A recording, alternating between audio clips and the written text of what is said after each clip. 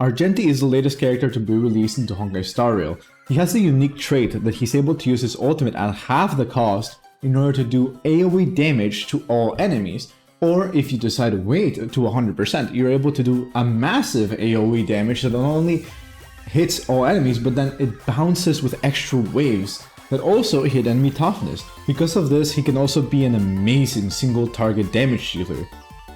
His kit essentially makes him perfect to run the Auspicious Star blessing in Simulated Universe, allowing him to get his full ultimate very effectively and be able to spam it. Essentially, you're watching a movie, and it is one of the most broken builds that I've ever made while running Simulated Universe Swarm Disaster. I hope you all enjoy the video ahead.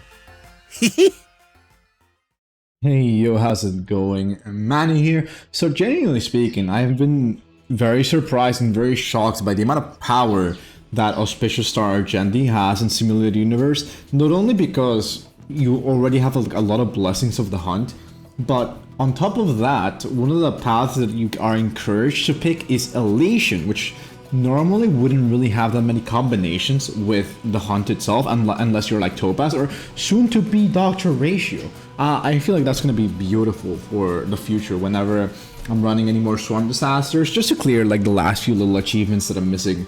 Regardless, I have been pleasantly surprised by the amount of power that these two combine, because one of the things that benefited this comp is the fact that Argenti was the character with the highest amount of attack, more often than not. So whenever I used the super buffed Hunt Blessing, it made it so that Argenti would attack again, and then he would go again and again. It was just, I was literally watching a movie. The movie of Argenti and the Hunt popping up over and over and over and over and over again. Right there, just the Hunt being able to clear the little stings essentially made it so I could get another charge of the Hunt and therefore just delete much faster.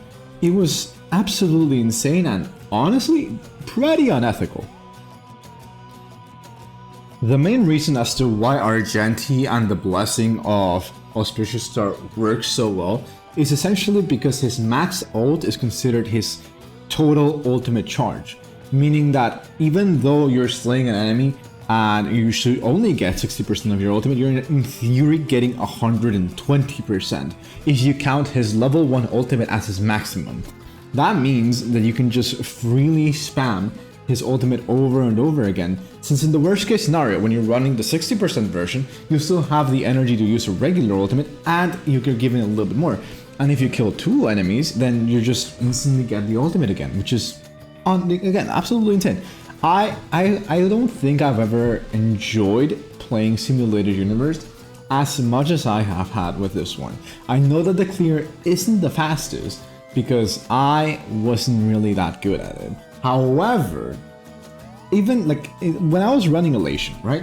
Elation was like the quickest, most simple way I've ever beaten the Swarm Disaster. It was over before I knew it was over.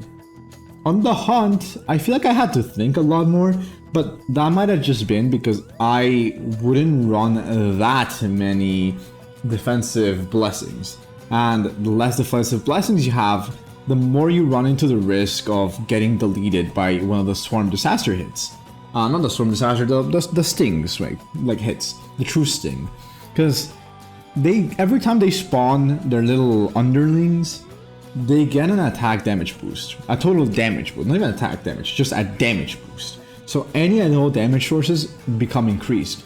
This also applies for their damage over time, which is insane. I just do not like how these enemies function.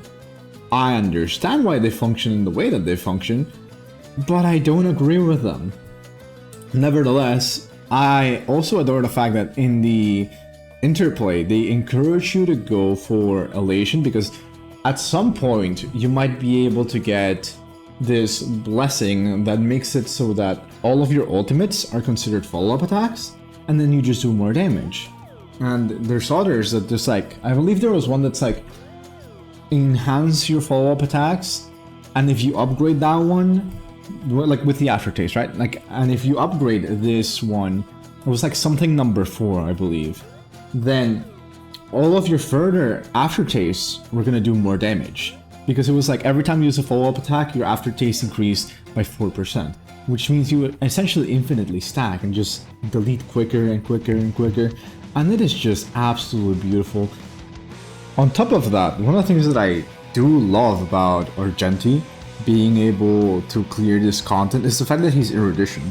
Since the Swarm Disaster is going to keep constantly spawning enemies, that means that he's going to be doing a lot of damage. That means he's going to be loading his ultimate loading. What am I saying? As if it was like downloading a file now. He's going to be recharging his ultimate much quicker than he should, and therefore he's going to be spamming once again. Ultimates on the spot. Like before you know it, you will have your ultimate again, and you will be deleting enemies over and over and over and over again, and it is just so wonderful. I'm a big fan of this. Just watching the cinematic, watching the attacks, it's perfect. I have seen people auto run this like boss, and I don't know how they do that. My comps are strong enough to beat the Swarm Disaster with the right blessings. Oh my god, look at the amount of damage that they did right there. But yeah, like my comps can beat it. They don't do it efficiently or effectively, but they can. So I've seen some people build characters much stronger than me. Or no, they don't need Japar to survive because they just delete them that much quicker.